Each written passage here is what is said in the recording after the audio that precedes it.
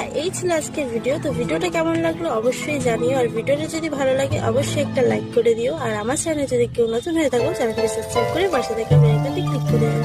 Tata bye.